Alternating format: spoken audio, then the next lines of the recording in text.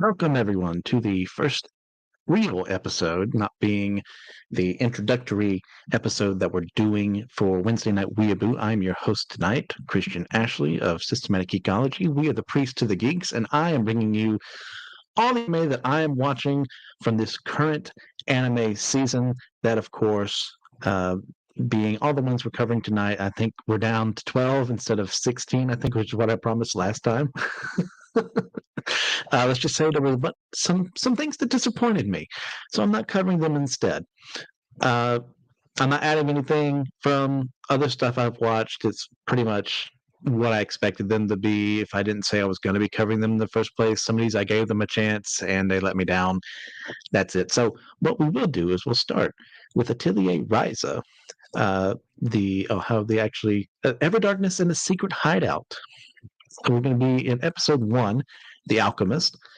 This is where we see Ryza Stout going by Ryza. That's one of the ones that I'm going to be using more often to discuss her is Ryza because that's typically what people call her. She lives on this tiny little island in the middle of this lake called Kirkin. And kind of typical for your protag. She just wishes a little more from her life. She doesn't want to be a farmer like her mother and father are. She has two friends on the island, Tal, kind of a bookish guy, and she's got her more boisterous, stronger friend, Lint. And they hang out together, and they kind of overhear some villagers complaining about some outside merchant that's making their way to the island. They then go back to their house and say that they're planning to leave the island and explore the surrounding area. They want a little more from life. They want to see where their fortunes are, see if there's more than just living in this backwards nowhere place. We also then move from there to see Claudia, a young girl about their age, blonde hair and the like. She is a traveling merchant with her father. And we also see two people, Impel, I always screw up his name, and Lila, and they're making their way into town. In the midst of hearing some fishermen upset that they can no longer fish, we don't know the reasons at this point in time. That's something huge in the game that will come up later on, well, in the anime, I should say. And it's at this point we meet the merchant Romy, who is one of the people that we're talking about earlier. She's talking with one of the guardians of the village, that is Agatha, about what she can do there and stuff like that. Moving on, we then have our group with Ryza, Tao, and Lint making their way off of the island after they manage to procure a rowboat and they leave for their adventure onto the mainland. When they do that, they stumble upon Claudia, who is hidden away for some reason, gotten away from her dad. We don't know why yet. Those of you who played the game, you'll definitely know why. And they end up saving her from some slimes. Now, for those of you who haven't played Atelier Ryza, slimes are not exactly, well, most video games are not the most threatening things in the world, but these are little goofballs. I mean, thinking more Dragon Quest kind of slimes, for those of you more familiar with that. So they're still a threat, but at the end of the day, it's just one of the kookier and fun parts of the series, and that they're there for you to kill, and that's about it. They're not that serious threat outside of some mini bosses. And because they managed to save her from this, they end up becoming friends in the process. And they also stumble upon Impel and Lila, who saved them after this from some pixies, which is another cutish kind of enemy they can fight in the game. They then explain a little of why they're there and introduce Ryza to the concept of alchemy, which is something that intrigues her. Now, this first episode is a great setup episode. It's a little longer than your typical episode runtime. Excellent job just introducing the concept of the series, bringing our characters here. As someone, like I said, said before that I played the games, this was pretty spot on to the beginning. Obviously, as time goes on, there's going to be stuff that's left behind because you're dealing with a game that can have however many hours versus 12 to 13 episode season. It's something that needs to be done. So that was episode 1. We'll move on from there to episode 2. Taking the first step. And it's at this point, Ryza, based off of Impel's, gosh, I can always screw up his name, instructions, goes to start training her alchemy skills. And to her family's surprise, she's working with them without complaint because one of the things they grow on the island is one of the alchemical ingredients she needs for this thing that Impel wants her to make. And we get in a flashback as well of him saying he doesn't want to spend too much time teaching her, but he still wants to. He has something important he has to do. So he gave her some recipes to try out on her own, and her parents help her find some of the ingredients she needs while not actually understanding what she's doing. And at the same time, Tao has been given a mission by Impel to check out some books on the island and train his knowledge there. And Lint is working with Lila because he saw how good she was and he wants to become stronger as well. She starts in her own little way messing with him to get him on his track to become, a warrior, mercenary kind of thing. And it's this we also see Romy and meeting with Impel and Lila, and they decide to set up shop on the island to win over the people because as the episode is going on, we seem to kind of have like these outsiders are here. What's going on? Not really sure about them. Should we do something? So, in order to ingratiate them, that's what they decide to do. We go back to Ryza, and Ryza has some trouble finding a serenity flower for her alchemy, ends up running up against some goats who mess with her there. Some very good comedy in that sense. Oh, sorry, that's later on. I'm mixing my time. But what she does is she tries to make the alchemy potion, whatever, the thing, we'll put it that way, and fails miserably because she doesn't have all the ingredients. So she learns, oh, okay, well, I can't just shortcut my way through this. I need to actually do it correctly. So she goes to find this last thing, this serenity flower that she needs to help for the last part of the alchemical ingredient there.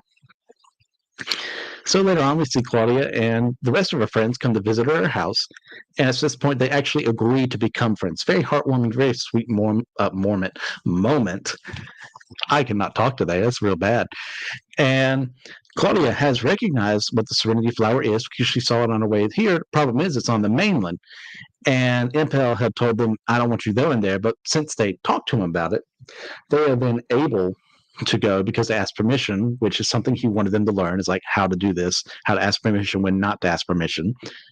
But on the way out, we see Boss, who is the son of, what is it, the mayor or something of the island. He's your typical, like, we used to be friends and now I'm a higher class than you, so let me look down on you. It's seemingly what he is at first. And he tells Lint that his father, Samuel, is just this worthless drunk, and that is very true. And that they're going to try and get rid of him on the island. They want him gone. That's because he's making just a big menace of himself. So they leave, and we see Ryza, Lint, and Tao go to collect the flower after Impel gives the okay, like I said earlier. And she finds her ingredients and gathers them, only to be attacked by a monster. It's like a weasel or something like that in the game. I can't remember what they actually called it. And they run away and meeting up with Claudia on the shore, and then go back to the island to report back to Lila and Impel, which at this point in time, Ryza has been able to successfully craft her item that Impel wanted. Is kind of this, what was the name they gave it? I forgot to write it down. It's kind of this herb to make sure that people can be healed a little faster. And she's able to use that on two kids who were spying on them outside. And it works, like confirming that she can do this and that she did it well. So that emboldens her to keep going with this. So that's where we left off with the last episode there. Continuing with like coverage of this, like I love Atelier Ryza so much. It's a very, very charming, very genuine story. And translating the game into an anime is really good because we've got some quality animation here. It's nice to see a lot more things get voiced and to explore the world a little more. Obviously, thank God they're not going to have to go through 50 plus hours of alchemy crafting and all that. So we're all a lot better off with that. Atelier Ryza, if you guys are not watching it, I would highly suggest you do. It's a great series, a very fun series. Well worth everyone's time.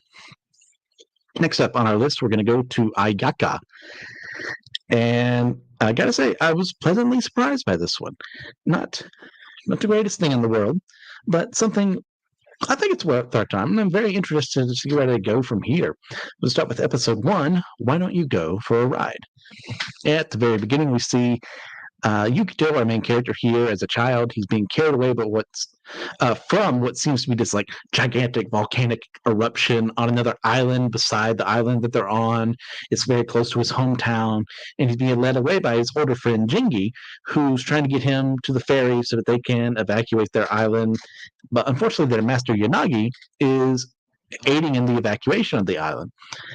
facing down like this huge dragon kind of made out of fire that's responsible for everything that's happening right now, seemingly, and he gets wounded in the midst of that. We later find out that he died. So we go forward to the present, and we see Yukito receiving a letter from someone named Sanji Ino, who claims that he had to send him into foster care temporarily, but wants to bring him back to the Ayaka Islands, hence the name of the show. Yukito then has a dream where he's pulled out of the water by someone, and the next day he attends his middle school graduation. When he leaves school, he finds a strange man drinking booze outside who knows his name, but he ignores him. And as they kind of pass over a bridge, he pushes him into the water, this guy, the strange guy, forcibly activating his inert powers to control water, and the man then kidnaps him to put him back on the island, revealing himself as an older Jingi. At the island, Yukito is greeted by Momoko Amamiya, the landlady of his former home, and Sanji Ino, who sent him the letter and is the mayor of the city.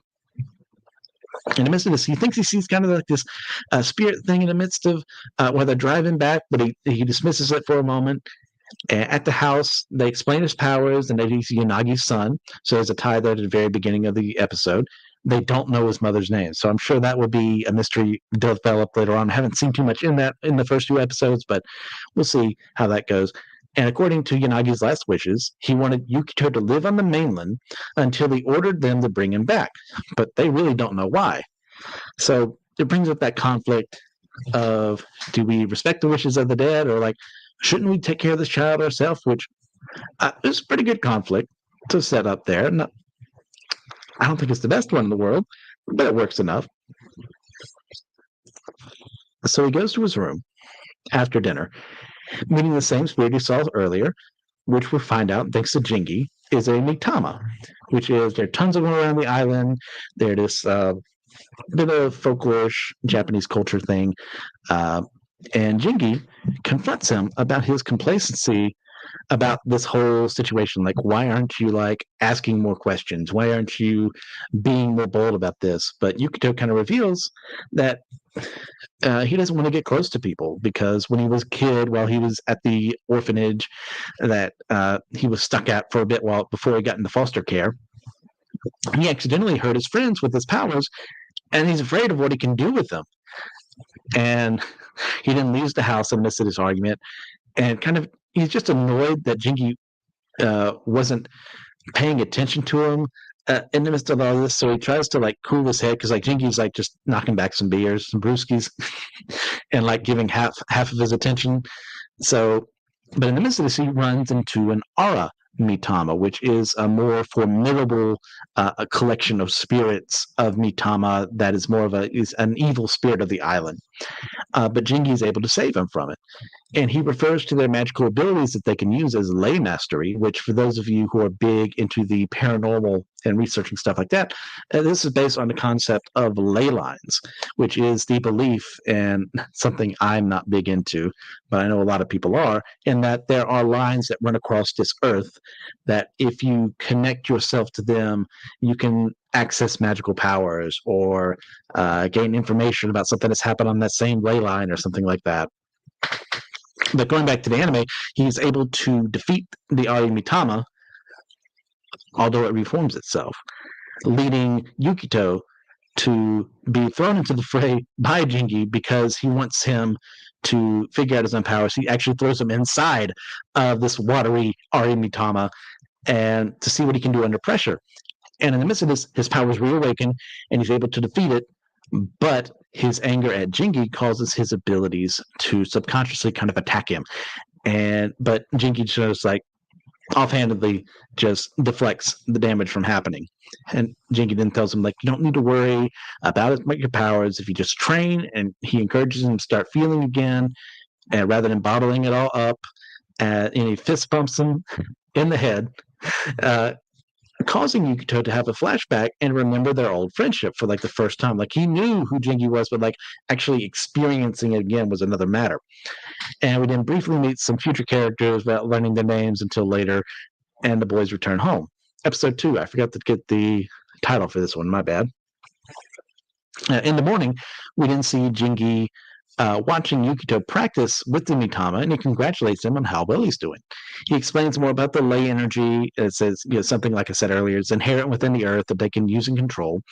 Aiden asked Yukito to practice the spell he taught him yesterday, but unfortunately at this time he can't control it yet, which is pretty good. You don't want your main character to be like, the instant expert. You don't want them to be the Rey of this series. So I'm very happy with that. Like, so Yukito then takes a break, only to learn from Jingi that they're out of alcohol. So that's my one character trait. I'm sorry too. I'm a jerk, and I like to drink alcohol. So not the most in-depth character yet. So let's hope for better from Jinky as time goes on. And they go out to try and make some money, and they meet with two students who know Yukito's father, and who worked. They're working right now for Makoto Yanagi. No, sorry. Makoto Yanagi is his father's name, and that's how they know him. And their names are Chataro and Yako. I think that's how they're pronounced. And you see Jingi encouraging Yukito to become friends with them because they're closer to him in age, and they work for someone named Kurama Sensei. At the end of this, we also see that Yukito is forced to fight against this Arya Mitama for money, but he has a rough go of it, and they run away. But in the midst of this, he also sees that there's a bunch of trash being in the river, and seem to have been in the Arya Mitama as well. As they discuss a plan to attack it, they end up this very good moment of them just fighting back and forth, with words, and it causes the Arya Mitama to know where they are, so they get attacked. And in the midst of all that, they figure out that the night before, Jingi and some of his friends had a wild party, and they threw their discarded beer cans into the water, which angered the Mitama, crafting the spirit in the first place. And before they're able to do anything else, they are saved by Haru Kurama, who gives Yukito a piece of candy, and it mentions he studied under his father. He then forces Jingi to clean up after himself, which is well-deserved. They go back to his place, to Yukito's place, have some curry for dinner, and Kurama tells Yukito that, hey, you liked that when you were a kid too. And also, on the discussion of Mitama, they are neither enemies nor allies of mankind. And I like that last point a lot as this episode ends. It's kind of, for those of you big on Mushishi, the sense of the Mushi in that series, they're like animals, essentially. Sure, they're a little above them in that sense. They're capable of doing things and harming humans in ways that other people can't. But it's how you interact with them in the environment that really shows you what they're capable of. Like the Arya Mitama is right to become an Arya Mitama because of the pollution it suffered in the river they lived in. So I like that setting up. Not the deepest series in the world. It's fine on its own.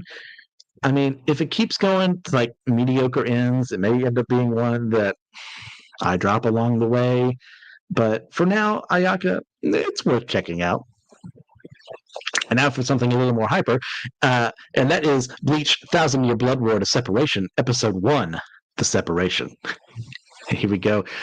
We see in a flashback the birth and ascension of Yawach. I always screw up his name as well, so I will probably flip-flop and be wrong every single time. So we start with the Royal Palace after that, where Ichigo is talking to Ichibe of Squad Zero about his plans to fight the Stern Raider, and Ichibe denies this idea because it would only get him killed because he's not ready. The Stern Raider, meanwhile, are having a meeting where Yawach talks of how the Quincy were destroyed forever ago by the Soul Society, and they need to get their revenge. And at the end, he names Uryu as his heir, which, of course, makes everyone angry. Of course, one of them being Bombietta, who in a very classic scene, I remember reading this in a manga forever ago and going, oh, wow. Takes a young man to a room and kills him after she's had her fill of them, at which her underlings decry, and there's 4 of them, so I'm not naming them off right now. When they become more important, I will. Because they're upset, not because he died, but because he's a good-looking guy that died. And it's such a waste of the Stern Raider to do that. We go to Bosby talking to some of the other Stern Raiders, and he's outraged that an outsider has been allowed to be brought into their fold and to be named heir. And he confronts Juglam, Juglam being the understudy of Yawak. And it's like, why didn't he get angry? But Juglam essentially just says, like, it's not his place right now. But before Basby can attack him, Naklavar, one of the other Stern Raider there, intervenes, knowing it won't end well for Basby, and implies that Jugram's looking to rebel either way. Meanwhile, you ask Yawak why he's being named his successor. So he says it's because he's the only Quincy to survive the Oswalin, the event that killed many Quincy's years ago, including Uyu's mother, which we know this is also not true because there are several other people who did survive, including Uyu's dad. And Uyu lies in the midst of this and says that Soul Reapers and Quincy's can never get along, and he completes the ritual and seems to drink Yawak's blood. Meanwhile, Weko Mundo, we see Kike Urahara, and he's talking with Chad and Orihime, and they're training, so we get to see them briefly for a bit. We go back to Ichigo with Ichibe, and he tells him that he needs to train to become stronger, and he puts him in a bit of a test to force him to awaken to his powers again. We then flash over to Renji and Rukia, both training together, and Rukia receives the news that Byakuya has recovered. So for those of you who remember from last time, he was attacked by, what was his name, like Asnot or something like that, and bad things happened to the poor guy. So that's better for him to have him back in action. Ichibe then offers to train them more. We go to Shunsui, who's now become the commander of the Soul Society. And he goes to the world of the living and talks to some of Ichigo's friends, including like Tatsuki and Keiko and Mizu or whatever his name is, and tells them, hey, you got to give up on seeing her again. But then he, like, they take in shock, but he explains, like, look, if Ichigo comes back from training, it could cause him to harm the world of the living. He won't allow him to return because he'll just be that strong. And like, they don't know like what that could mean for everyone else. So, but to make up for this, he gives them passes. It's called soul passes, so that they can go to the Soul Society in case this happens. That way they can see him there, which I've always loved Shunsui's character. This lazy layabout who's very, very strong, but just doesn't want to get up and do things. I mean, I can't imagine why I would ever like someone like him. But see him in charge and be the commander of Soul Society, the leader of Soul Society in the way that Yamamoto just couldn't be is so much better. It's very refreshing. And we can then flash over to Orihime, who remarks that she wishes that they could just live at peace with one another, like they're doing in Weko Mundo, which we see Nalil and her Rancor buddies, whose names escape me at the moment. It's been that long since I've heard them out loud. But at the end, we see the Stern Raider had managed to teleport the Seirete away and invade it. Bleach is one of those series, because we've only seen one episode so far that's released. Bleach is one of those series that I immensely love. It is at this moment in time, it's in my top 100. I think I have it like in the high 70s. Yeah, at some point in time, because I think it's gone down. I think it was like 69 at one point in time, and it went down by like 2 or 3 when I introduced new series to that list. It'll probably go down more as time goes on. But it was at this point, Bleach was just one of those, it was a train wreck you couldn't stop watching. And yet he managed to pull it through. The stuff that I'm really happy that they're doing here, that Kubo, the creator of Bleach, was able to get more time to get stuff done in a way that he wasn't before, because he was very ill and he just needed to stop working at a certain point in time, so he rushed through the final arc. And that's very disappointing, but at the end of the day, we get to see this live finally, and I'm enjoying it. Bleach, definitely go check it out. It's one of the best Shonen Jump has ever had for a reason. Go watch yourself some Bleach. Next up on our list, we go to Dark Gathering, the first episode there, which is entitled, oh, I forgot to get that one too. I'm so good at this. So we see at the welcoming assembly for Rayo University. I think that might be a pun because I remember Ray in Japanese has something to do with spirits or ghosts or something like that. So I'd have to look that up, and I'm fairly certain that's a pun. So there at the University Assembly, we see Keitaro Gintoga, and he give the welcome address to as the freshman representative of the classes. He was the highest scorer on their entrance exams. All the students are kind of hyping him up. And later on, we see him taking a picture with his friend Eiko Hozuki.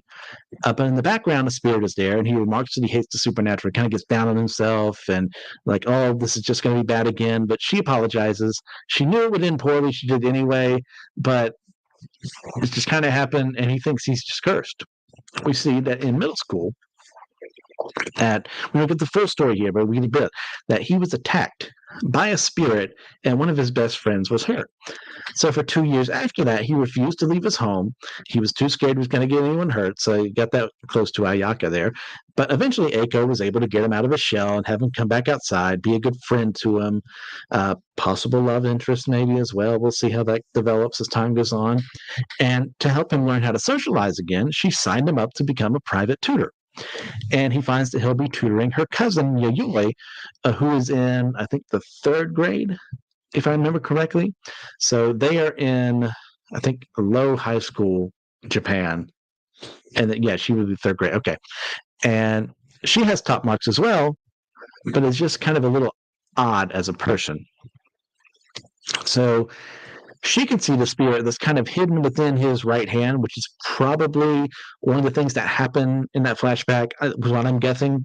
Guessing. There's that TH that doesn't exist in guessing, thanks to my wonderful lisp. And he has this glove, I forgot to mention, that he keeps on at all times, presumably to prevent it from getting out. This would be like if this were any other series for like a Chuny kind of person. This is some, oh, there's something in my right hand. Oh, it's awful. It seems there actually is something in his right hand, and something that really scares him.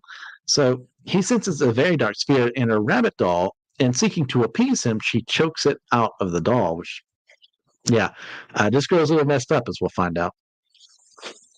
He then snaps back to reality, and because he doesn't want to hurt Eiko's feelings, she's done a lot for him, and especially it's her cousin, stuff like that. So before he can actually get any tutoring done, Yayoi suggests that they go somewhere haunted. And because she feels that he's a very sensitive person in such matters, and against his will, Eiko and Yayoi take him away. Eiko drives the family car to a haunted phone booth in the midst of what is called H City. And Eiko tells him the story behind it, where it said that there was this popular hostess that was assaulted and murdered there, presumably because she kept demanding gifts from her clients. And there's a number that you can call that will put you in contact with the spirit. So the girls make him do it for him. And this causes the spirit to arrive, and they all freak out and they run away, seeing the blood, like a bloody handprint on the phone booth. And when they get back home, he forces Yayoi to study after making a comment about how her parents would not want her to do dangerous things. And after she succeeds at answering his questions flawlessly, she tells him that when she went to the phone booth earlier, nothing happened. But the moment he went there, something attracted the spirit to there, and she thinks it's because of him. Now, as Eiko and Keitaro kind of talk outside, she asks him not to get too mad at Yayoi because she tells him like her parents died in a car accident, and that's why she started living with Eiko's family. So in this flashback we get right after this, we see Yayoi's parents talking with a doctor about her double pupils, which she has, instead of just the one, she has 2 in each eye, and they kind of make the outline of a skull in a sense. And it is believed this is what causes her to be able to see spirits. And while they were traveling together for a trip to an amusement park, a spirit seemed to take control of another vehicle and killed her parents, but left her alive. I don't think by choice. I think it was just kind of what happened in the midst of that accident. And then her sight kind of blended to both seeing the spiritual and the physical world all at once, rather than, which I think she was able to switch between the two at one point in time, like have one eye open and have the other eye open. I think that's what it was, and I have to rewatch that to get that truly right. And in the midst of that flashback as well, we see a massive spirit take her mother's spirit away and feed off her. Very disturbing scene. That's very well done for horror.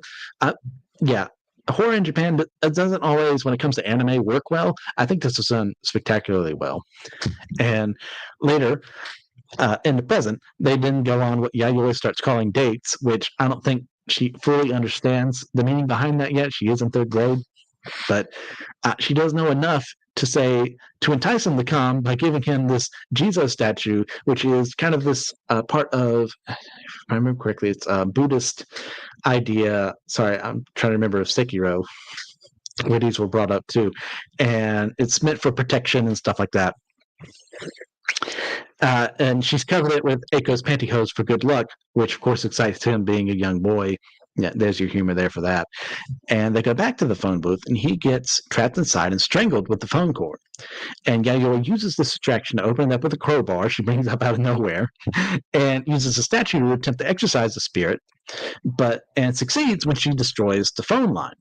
She then promises Keitaro that no matter how many spirits he attracts to him, she'll kill them for him, showing just how dark our little girl here is. And while they're driving back, it's revealed that Yayoi took the severed phone and attached it to her bunny doll, which she seems to be using to extract the spirit and force it into an omiki, which is this it's an alcoholic beverage used in certain rituals in, I believe, Buddhist and Shinto offerings, and it's usually considered wanted to be used for sake, is probably what people want to put in there, which is, for those of you unaware, is an alcoholic beverage. And it's supposed to be a sacrifice to the gods, probably because she wants to make contact with one for help. It's like, as I was doing my research for that, which I'm glad, I love it when a show forces me to do research, because like I want to know everything about it. Let me get in here. Like, as if you probably can't tell, I really like this. And later on, while they get back to the house and they're eating dinner, Eiko calls Keitaro out, saying, because there was a scene there where she had this really weird look on her face, we'll put it that way, and says that he likes to feel fear and just puts on the act of hating it as an act. And he then surmises that spirits avoid Yayoi because they're afraid of her. And in the midst of this, she says the word kodoku, which he takes to mean as lonely, but she means it as an older form. It's a reference to an older form of Japanese magic. And in the sense that she's defining it, it's like putting a branch. A branch. I was looking at the wrong part of my notes. I apologize. Putting a bunch of poisonous bugs in a jar and watching them fight. The one that survives gets used to make a poison that will be used to curse someone else. So I think her end goal here is to find that spirit that took her mother and find a way to kill it for good. And she's going to be using him to get this done. And I really enjoy this series. I knew nothing about it going in other than what I read to you last time on Wednesday Night Weaboo. And only one episode in and I'm sold. Like, that's how you start a series. That's how you get me involved. Like, I definitely recommend this one. There's not been anything too offensive so far. No real ecchi or anything like that. No, there's been some disturbing scenes. Probably not good for younger viewers, but Dark Gathering, really good. So we'll go to something that I dropped, and that will be The Dreaming Boy is a Realist. I don't like it. I'll just put it that way. I tried. I didn't want to. I wanted to have at least one romance in all of this, and it's not Dreaming Boy is a Realist. I just dropped it. It's not fun. So we'll go to something I did enjoy, and I enjoyed a lot as well, and that would be The Gene of AI. So I'm still getting the world building kind of mixed up here, so I apologize if I screw that up. But we start with episode 1, Backup. 25 years ago, a young woman and her mother are asking for medical help that they can't afford. But the men they're talking to, they're looking for volunteers for their cyber brain testing for humans. And if she does this, they're going to treat her son Hikaru for free. And they ask permission to copy her cyber brain. In the present, we hear in the news that a Dr. Osawa, I don't think we get to see him at all actually in this episode, just got recognition for his work on robotic rights. So it's probably setting up for someone we're going to meet later on. And we learn from these two nobodies in the restaurant that about only 10% of the world's population is humanoid, which I got very confused whether it actually meant this put someone that's still fully human or if this is someone that's like crossing the bridge into like these cyborgs, which I think is what it means. I'm still a little lost on that. It's only one episode, so that's okay. So we go to Hikaru Sudo's clinic as he's an older man now. Sorry, in his 20s, being older. Sorry. And he's talking to one of his patients, who's this young boy who's receiving injections for the implants that he needs to go further cybernetic. And he reveals that he's one of his friends who doesn't have one yet. So that kind of this idea of him just being this doctor treating people in that sense and looking after them. He works with a nurse named Ryza who seems to have this obvious crush on him. And he leaves her behind, claiming that he's got a job he needs to do as Mogadit. This is a code name he uses to do his kind of back alley doctoring to help people who can't do things the normal way. So he makes this house call and finds that the wife of the man who called him in is suffering from a malfunction that's causing her to shake. And he then accuses them of doing illegal backup for themselves, and they own up to it to their credit. And that's the cause of the malfunction. He then reveals, Hikaru, that the wife is about to die in a month because she got a virus because of the way they did it. And what this means is that unless they do something drastic, she's gone for good. And he leaves, letting them have some time to mull it over, and he finds the couple's daughter inside his car. And because she is kind of easily able to hack inside of it. So like he's really impressed by her, especially since she's a fully human child and both of them seem to be humanoids, I think is what we're going for this series. And she asks him to take her to the station, which he does. And she reveals that her mother fell a month ago. And the father forced the backup then to save her life. Like this was the only way in his mind that was possible. And she asks why it's illegal to make backup personality downloads. So Hikaru explains to her and says, 20 years ago in the Middle East, it's a very undefined area, a very large area. So I guess they just wanted to avoid making someone angry.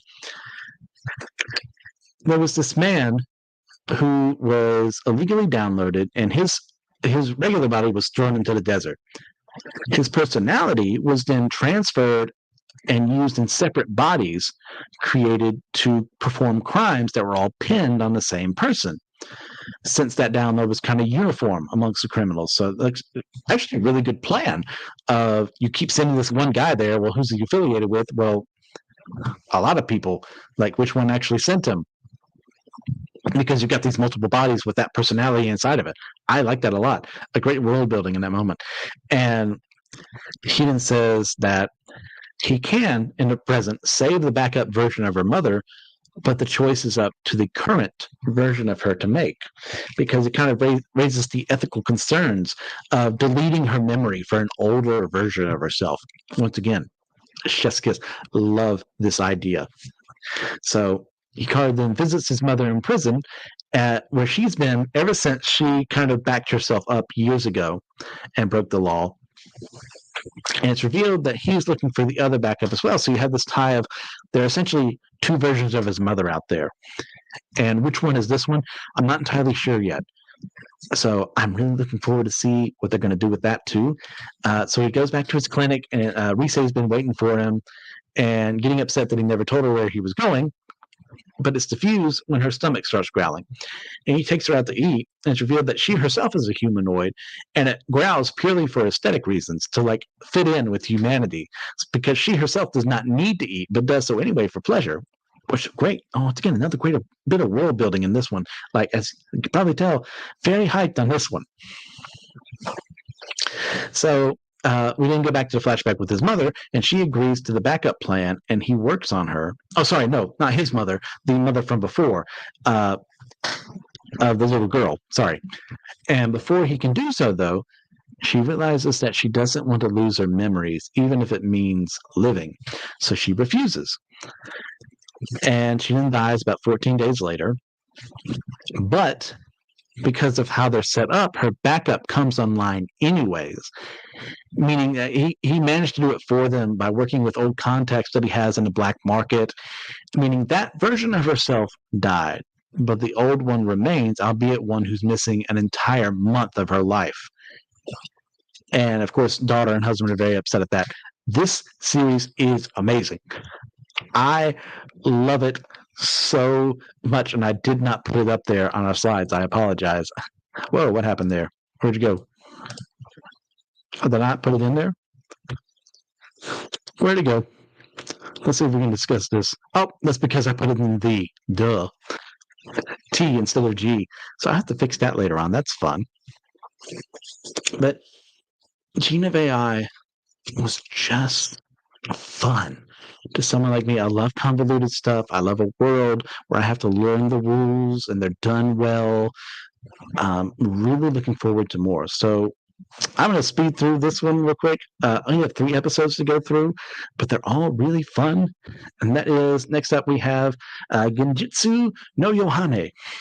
This, of course, for those who are unaware, there's a thing called Love Live out there. This is a fantasy spinoff with all the main characters of that in a more fantasy futuristic world.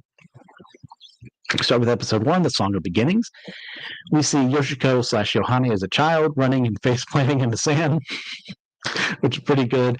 And in the present, she goes to an audition as an idol and gets rejected. She has no money or food or anything, so she just has to go back home. She has a call with her mom, who's like guilt her into coming back home, which she left 2 years ago, where she said she was going to become a star, and that fails miserably. So she goes back to Numazu, her hometown, and she's greeted by her large pet / sister of sorts, Lilaps, who is this weird kind of wolf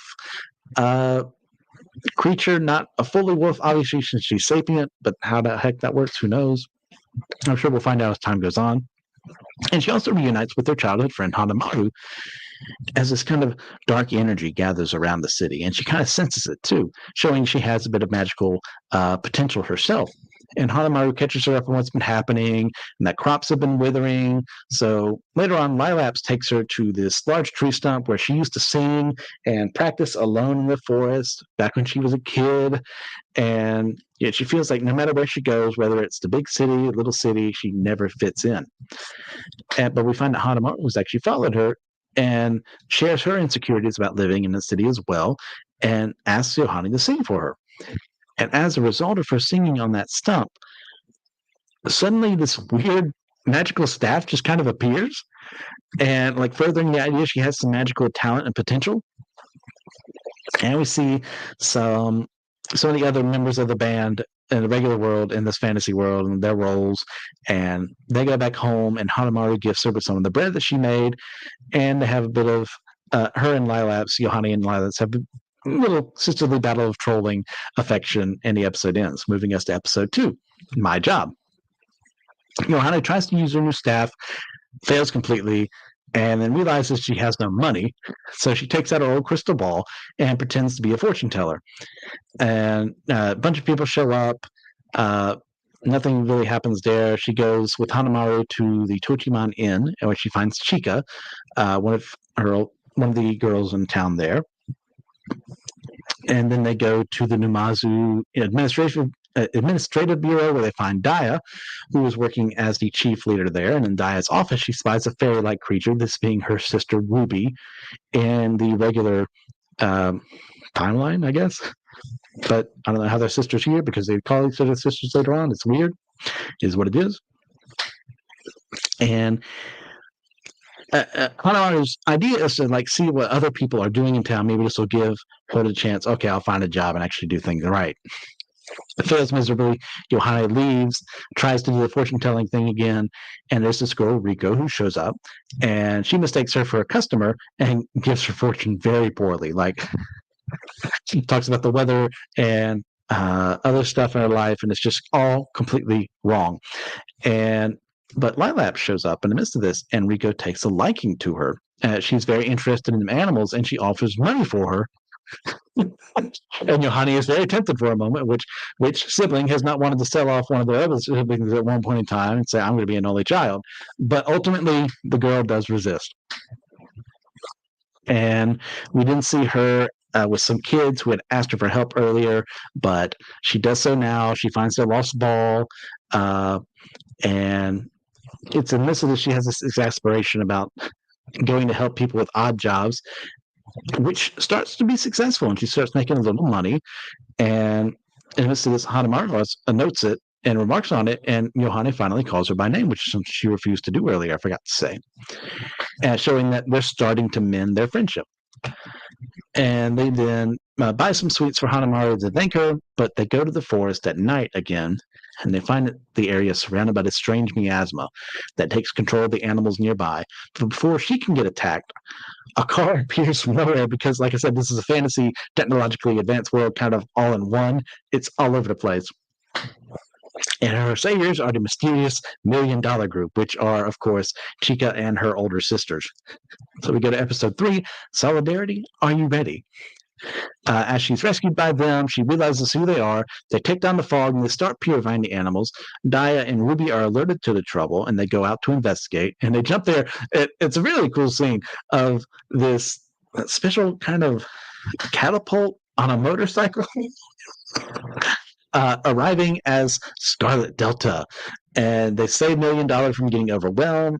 Ruby then merges with Daya's motorcycle to make it go into this special alternate mode and gives them a better chance against the infected creatures.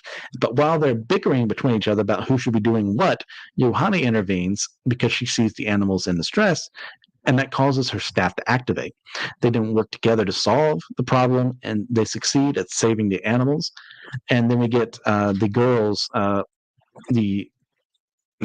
sisters, their Big Mom, their handler, then asks if she can scan Yohane's staff because she thinks it's abnormal, and then claims that the demon lord of Warsheimer Island would know more about it. So the next day, after they leave, Yohane and Lilaps go to investigate the island. They've been told they'll be cursed if they do. And they go by boat, and they're guided by this mysterious being. There's plenty of others on the island. All these little cutesy, wavy, floating animal things. And when they get there, they find that the demon lord is just a young woman named Mari, who doesn't like being referred to by that title. And Mari explains that she knows who they are and what goes on in the town because she can remotely listen in to everyone from her home. And Mari then tells Yohane that her magic ability is something known as resonance. And Mari says that the entire town of Numazu is screaming. She's having to deal with that day after day. And she tells of an older history of how the town would be in trouble one day and a calamity will come. And Yohane then asks her, well, why won't you help? And Mari says people don't like her because she's got these horns. I mean, she's human looking, but because of how different she is, people don't like her. And the weird creatures follow her around. They've been around this entire manor. And as she's talking about that, Yohane compliments both things. And it makes her happy, and she tells her that she's not scared of her. Then Mari then gives them a gift of sweets, and they leave the island. For the show that's a spinoff of kind of the epitome of the cute girls doing cute things genre, this is really fun in a very genuine way. I enjoy seeing what they come up with here. It's not the most in-depth thing in the world. It's not the deepest thing in the world, but it's good fun.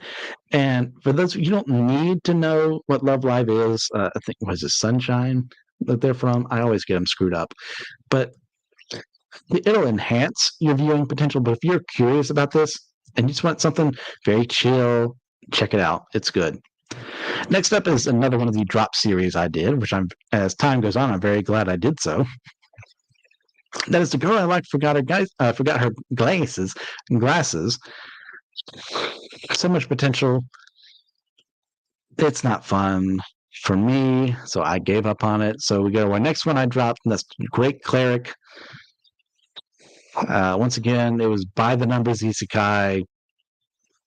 Not fun. Moved on. Something I did enjoy as we move on here is Helck.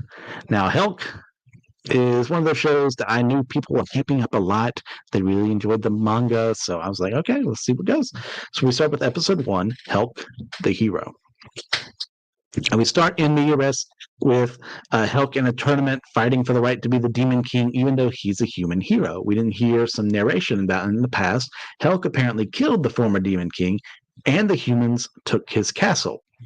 So 3 months later, the demons are all rallying to find out who would become the next Demon King. They're on the run from humanity. They're starting to lose the war. And we see Vermilio the Red, a female demon, one of the 4 elite lords of the Empire, consulting with Hon, who's this weird kind of demon guy who's organizing the events, since apparently her guy, Azudra, don't know who he is. I don't think he showed up in the episode at all, has an injury and can't do her work. And Holm tells her that they just finished the preliminary rounds, and to make sure things are done fairly, he had everyone sign something called the Deep Green Contract. He then shows Vermilio using magic some of the preliminaries, and she sees Helck there and realizes he's human, gets upset because obviously they're at war with him, and then asks why they allowed him there, because come to find out, Helck, for some reason, despises humanity, probably because he got betrayed or something like that, which is your typical isekai fare in this regard. But let's see if something actually is good here, if it's not just people like hyping up the same thing over and over again. But so far, pretty good. And Hong Mulat says that, hey, he signed a contract, which means that all attacks are nullified outside the field of battle for the tournament, so he can't protect himself there. He's putting them completely at their mercy. And that really, we kind of see her go in a very tsundere kind of way of like, okay, I kind of get it, but I don't want that human there. And despite her protests, it seems like the population of demons who are watching the tournament actually really like him, because he's very strong, but he's also very humble. Like, he picks up the other competitors after he's beaten them, and like it makes friends with them. We also see later on in the human realm, we have a demonkin spy named Asta, and she is doing some surveillance and finds the village that she's watching is empty. Going back to the tournament, she tries to call Helck out for cheating, she being Vermilio, sorry. But actually, in the midst of this, what we find is that he was acting within the rules. It just looks like it because he's just that strong. And it infuriates Vermilio to the point where she becomes a judge. And part of the tournament, we find out, is a cooking contest. And everyone else is giving him a 10, and she cannot disagree because his cooking is just that good. That's a very good moment of light humor here. It's kind of by the numbers overall, but not. It made me laugh. I'll put it that way. And then we then see that one of her spies tells her that Helck is guilty of fratricide, and we find out that his brother was the one who actually killed the Demon King Thor, and his name was Kless. Adding a bit more there, and she also gets reports that Castle Urum, which is one of the other potential demon lords at one point in time, has fallen to humanity. So she is stuck in that. I liked how this was developed. I think things are very rushed, and apparently that's because they're only doing 24 episodes for something that was 100 plus chapters, maybe 120 something, I think I saw. I'm not a fan of that, because that means we're going to skip stuff. That means they're just doing things to put them in seasons. That's not fun. So if things keep getting rushed that way and it's not fun, I may drop this. I don't want to, because I know a lot of people really swear by it. But for now, we're keeping Helck. Next up on our list, we have Horimiya, The Missing Pieces. Now, so those of you who don't know, Horimiya was an anime that ran, and like Helck, it did skip over a bunch of things. So what they did is now they're doing a new season where they're going over some of the stuff that they skipped because it wasn't as cool as other stuff, apparently. They wanted to rush all the way to the end of the story. So we start in episode 1, this being class trip. So we see the gang going to Kyoto on a trip where they realize that in the midst of this, because of Miyamura, he has a lot of tattoos on his body, and that is very not a thing you do in Japanese culture. It's assumed you're in a gang, the Yakuza, at some point in time. So if his friends find out, they may get upset with him. They may stop being friends, because it's just that part of the cultural consciousness where if you do this, you're just part of that lifestyle. And he realizes that he can't. So we see Shu, Ishikawa, and Miyamura are paired up in a room, and Hori and Yuki are in another. They're going to go take baths first, Miyamura's group, but he panics and asks Ishikawa for help. And the best he can come up with is that he's on his period, which, of course, being young boys, they don't understand anything about women. So Of course, a man can too, I guess, is the humor I'm supposed to get there. And he explains this to Hori, and all she can do is laugh because, of course, she knows a lot better than he would. And she volunteers to let him shower in her room as Yuki's out. He then teases her about letting a guy in her room, which just activates her tsundere nature, which is one of the reasons why we like her. And later that day, I think, no, in the morning, they leave the city after the trip is over, and it's very jarring. I wasn't a fan of that, so I haven't read the webcomic / manga, so I don't know if they do that there too, but it's also, why would you go on a class trip and not show us anything? So that's weird. Moving on, back at school, we see Raimi, one of their friends, accidentally get Miyamura wet with a water hose as she questions why he doesn't take his clothes off to swim, or why he avoided taking baths at the hotel, because everyone was talking about that. This then causes her to make the huge logical leap that he is a girl in disguise, which actually got a good laugh out of me. And Sengoku passes by, and there he sees that he and, is it Ishikawa, are arguing over whether blazers or sailor uniforms are best.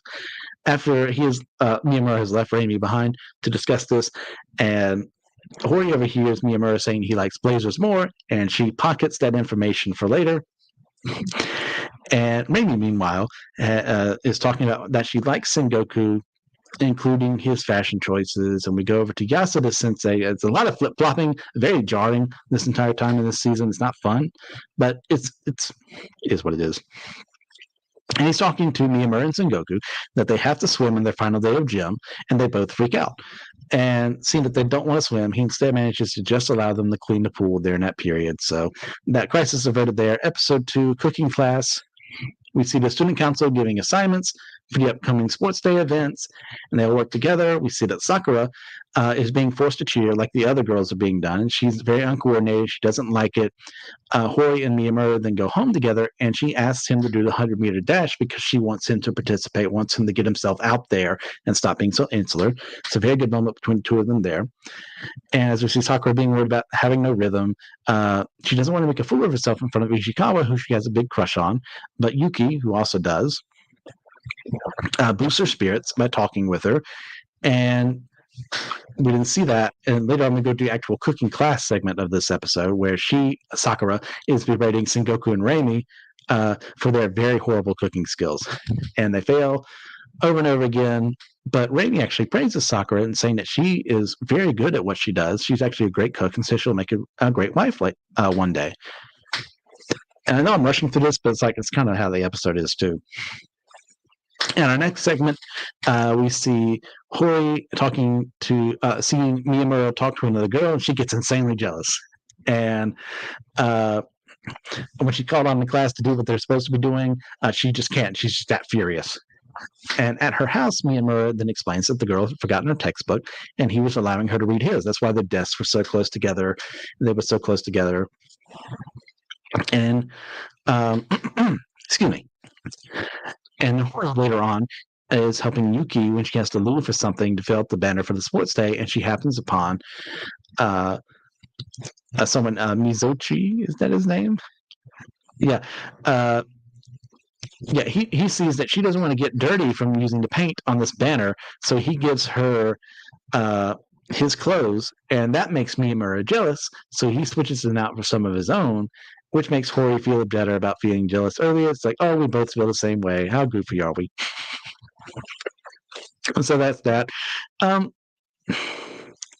Yeah, okay. Yeah, I realized talking through that, I'm not having fun. I know I was laughing and giggling a little bit, but I think I'm going to drop Horimiya from this show. Yeah, I think that's exactly what I'm going to do. So if you're looking forward to more of that, I apologize. It's just not fun the same way. So moving on from there, we'll be going to Jujutsu Kaisen episode 1 for the second season. That is Hidden Inventory. Now we start in flashback. A couple of years before Yuji received Sukuna's finger, there's talk of how cursed spirits and energy can run rampant in modern society thanks to the prevalence of the internet. And there, we find this mansion where a once successful barbecue restaurant owner killed himself and his entire family when he lost his fortune following an outbreak of mad cow disease. And Mei Mei and Utahime, both when they're very young, they're in Jujutsu school right now. They're both investigating, only to find out that when they're investigating, that they end up in the same spots and they're trapped in the house. They successfully get out, however, by running in different directions down a hallway, and the house breaks, which is revealed not to be because they did it, but because Gojo intervened, and he just Gojo'd his way through it. And he's joined by Suguru Geto, who captures the cursed spirit for now. And also there is Shoko Ieri, someone who Utahime very much adores. And they realize, Utahime and Nene, that they were inside there for 2 whole days, which is why the other team was called to help them. And for them, it was a very short amount of time passed. And we also get some good back and forth between Geto and Gojo about how, right here, Gojo despises weak people and people who can't see cursed spirits, while Geto is trying to temper that. As we see, is a very clear contrast to where Gojo is now and what he wants to do in the present. I love we're setting him up here. He wasn't always that way. Like, something happened in his life. Obviously, I've read the manga here, so I know what's going to happen. But like, setting up for that is really great writing. I really am looking forward to seeing this being animated.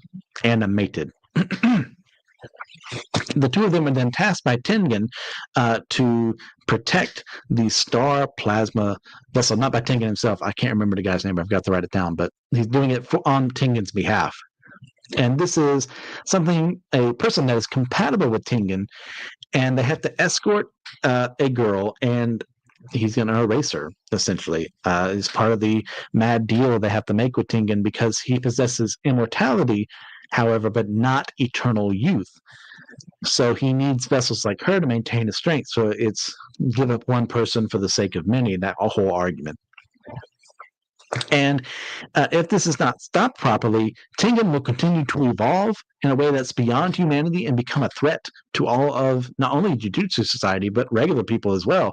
And that's something that they have to do, is like, okay, we have this stuff maintained here, but we can't let him get too far ahead in that area. So a really great conflict there as well. We see Geto pointing out that if this happens, then Jujutsu as they know it will be irrevocably changed. And they depend on Tengen in order to survive and be protected. We also get revealed here that there are 2 groups that are after her. The first being Curse User Group Q, which is a terrible name. And they're seeking Tengen because they want to send him on a rampage. And the second group we have is the Star Religious Group, also a very terrible name. Also known as the Time Vessel Association, which was a little better. And they worship Tengen as a god.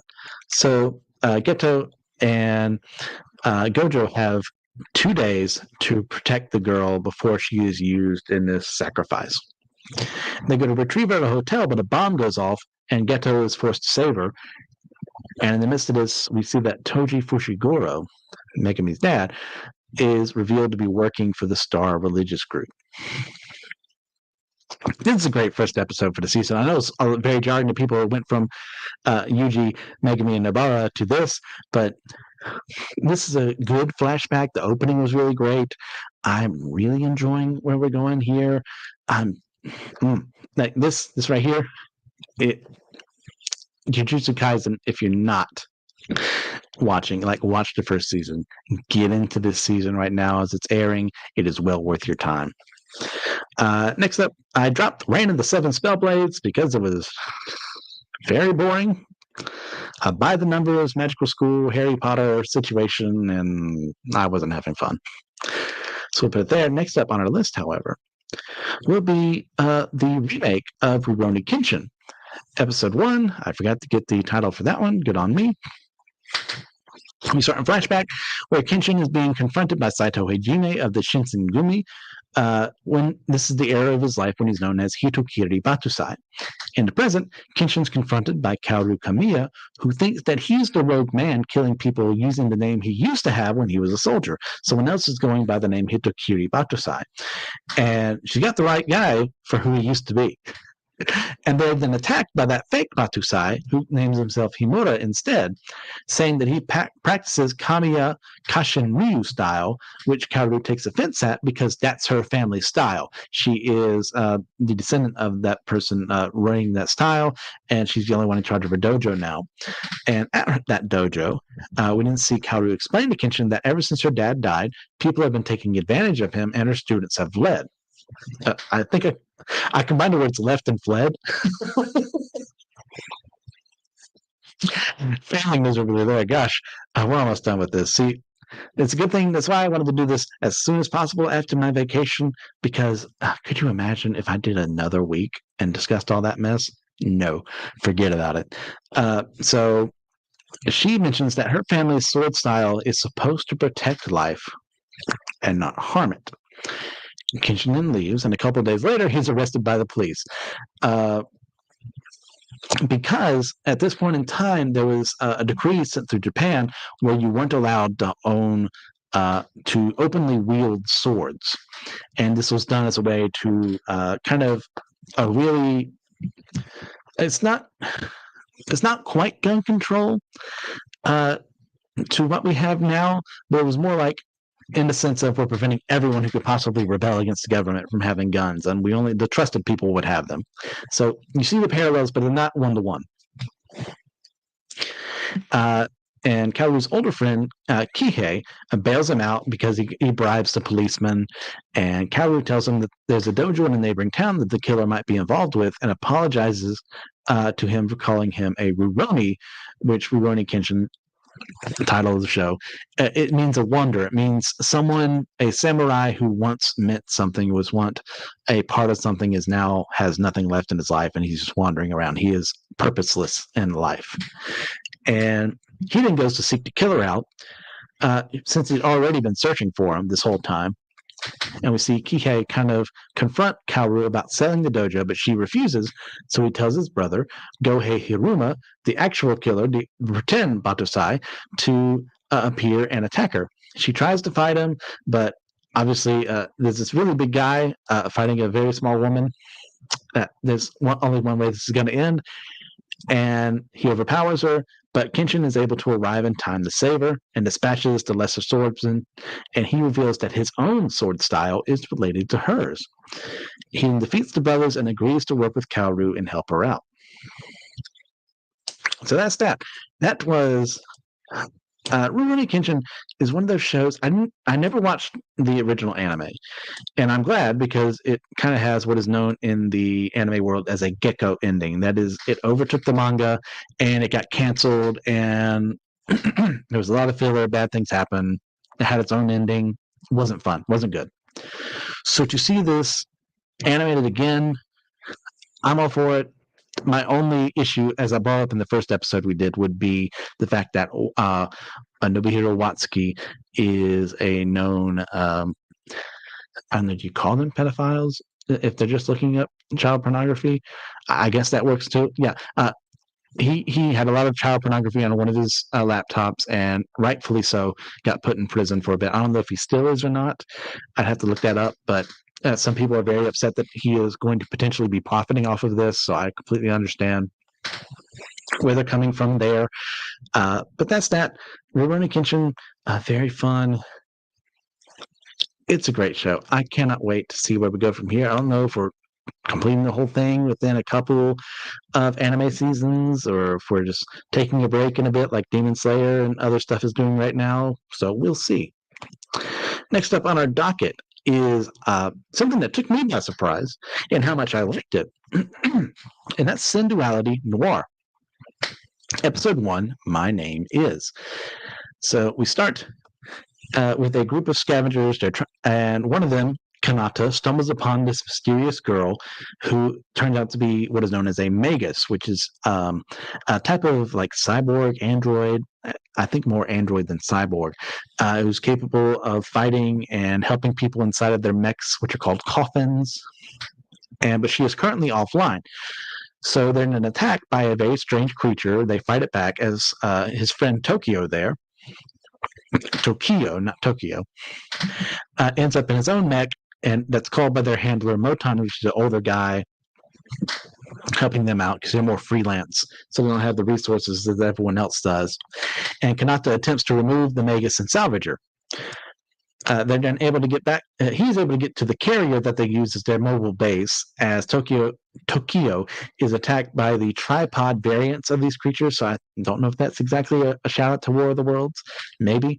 And they end up in this high speed chase on their way back to their home of Rocktown. And they manage to slay the tripods, but not before one of them ends up slicing into one of the items they're trying to transport back to their home base.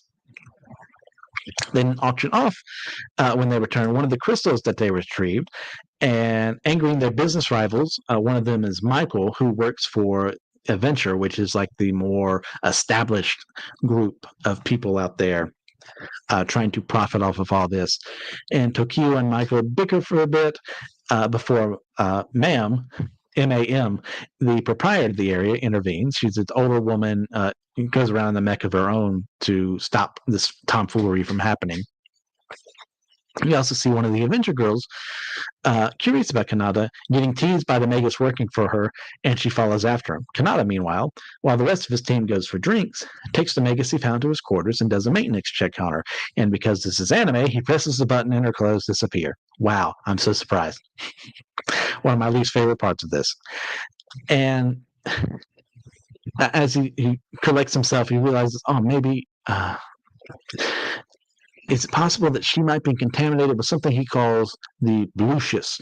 Now, I looked this up. Now, to us, I think this is a type of mineral, so I think that might be what these creatures are made out of or something like that, but it's not established yet, but that's my speculation. We then see that Ellie, the girl from earlier who was interested in Kanata, confronts him, but he's able to get outside before they can see what he's doing, and she chastises him for sticking with Tokyo, every time, and not joining Adventure like her. Ellie's Magus, curious about what he was doing, then forces herself inside of his room, and they're both shocked to see the naked Magus in there. But he's able to state his motives for what she's about, because she's an unknown type of Magus, and she may know something about the legendary legendary city of Histore. Histoire? It's Histore. I don't know if that's French or something. Histoire. The Magus then wakes up and tells him that she'll take him to paradise. To predictable results of how the girls misunderstand the situation, Ellie runs away. Anji, her Magus, tells her that she missed her chance and she tried to tell her to act sooner because they both think, obviously, that they were together. Kanata then introduces himself to the Magus, and she gives her some clothes. And we find that there was an event known as the Tears of the New Moon that reshaped the world and it forced humanity to near extinction. Like right now, they live in these very bubbled cities, protected from the outside world.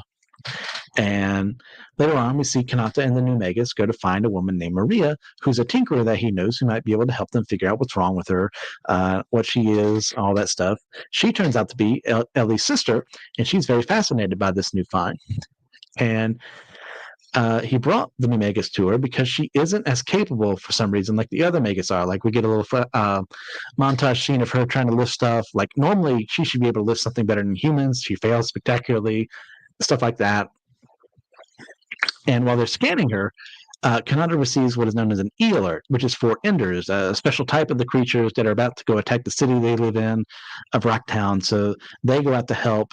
But before he can get to his coffin, Kanata confesses to his Magus that he took the Adventure Aptitude test, and they told him that he had no talent. So he allied with Tokyo, who took him in. So that explains why he never joined up. Well, because they never wanted them in the first place. We can see Ellie and Anji are attacked by this special type of Ender, and Kanata comes in to save them, even though he isn't as capable. What we see is that these coffins work better if there's a Magus inside of them to handle all of the features. Otherwise, it's one human who can't react as quickly or swiftly, trying to control everything, so he's wobbling in there into the fight. However, the Magus arrives and fills that role of guiding him, making him more capable. He's able to kill what they call the boss, and because she interfaces with his coffin, and we find out at the end of the battle that her name is Noir. At least that's what they're calling her. Great setup for this show. I really enjoyed this.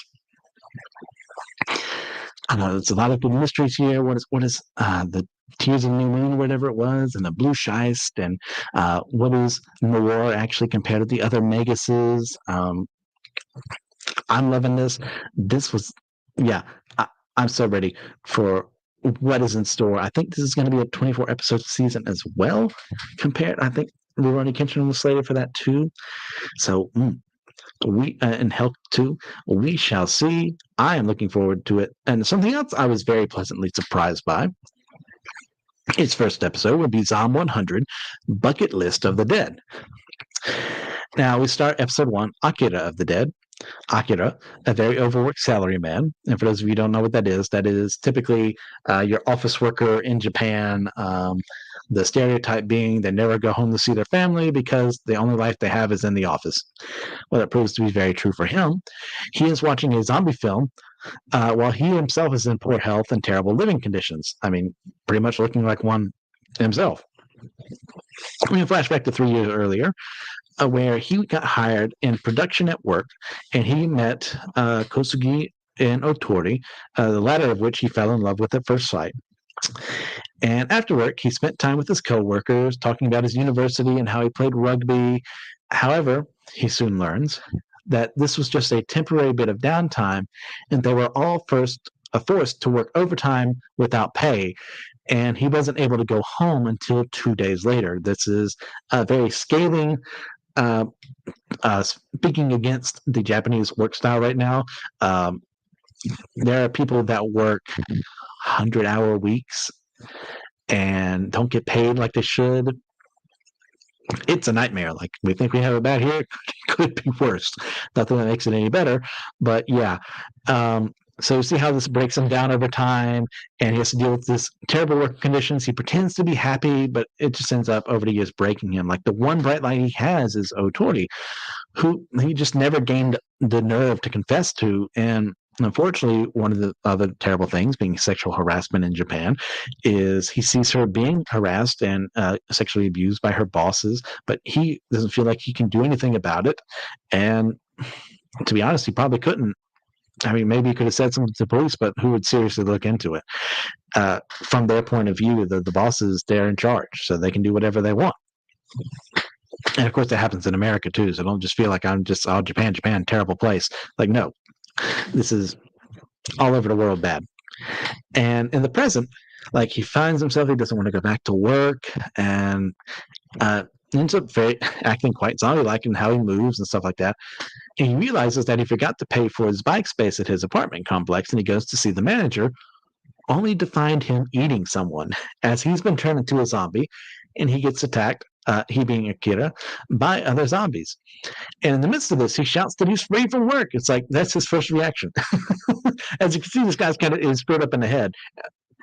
Makes sense why, given the terrible conditions he's been in this whole time. But as he's running away, he ends up spending some time wondering what he can do with this newly acquired free time, like just kind of losing his mind along the way. And he resolves at that point to actually live his life in the midst of the apocalypse. He goes over to see if Otori is safe at her apartment, only to find that one of her bosses had turned into a zombie that night after some forced intimacy with her. And using his rugby skills, he pushes this far heavier zombie out of the window, only to find that Otori was attacked and she is turned into a zombie as well. He confesses to her and runs away. He's not able to kill her in that moment. And as he does so, he stops at a convenience store, looks up at the sky, and says, resolving that he's never going to waste his life again. And he makes a list of 100 things he'd like to do before he dies. A stellar beginning to this show. Like, you get why this guy is screwed up in the head, what kind of environment could make him like this way, why would he choose in the midst of the apocalypse to do these outrageous things. Yeah, great show. I'm looking forward to more. So as of right now, in this episode, we're only covering 11, and that's still a lot. So I'm learning some things about how to handle this, how much to actually cover during a season. Like some stuff, I may just do a lightning round from now on if there's something else I'm covering. Yeah, that sounds like a better idea. So thank you for being patient with me through this whole process. This has been a lot of fun. Continuing, we'll be doing next week as well. Anything, there's ever a time when we need to skip a week, I'll do my best to warn you in advance. But thank you for showing up to Wednesday Night Weaboo for Systematic Ecology. And remember, we are all a chosen people, a geekdom of